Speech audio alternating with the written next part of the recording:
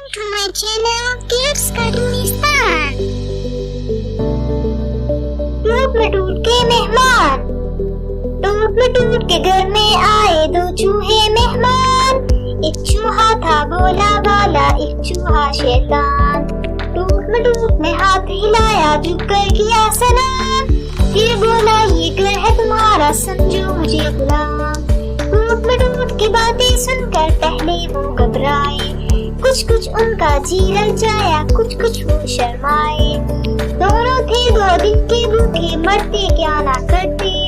दोनों ने आखिर मुंह खोला, बोले डरते डरते, हम खाएंगे पहले चटनी फिर खाएंगे पान। टूट में टूट के घर में आए 2 चूहे मेहमान। चटनी में था मिर्च मसाला, देने लगे दुहाई। पान में चूना तेज लगा था, फौरन हिचकी आई। चूहों की हालत ना पूछो, डर के भागे चूहे। पीछे पीछे टूट में टूट था, आगे आगे चूहे। अब कैसी मेहमानी यारो, अब कैसा मेहमान। टूट में टूट के घर में आए 2 चूहे मेहमान। Thanks for watching. Subscribe my channel for more videos.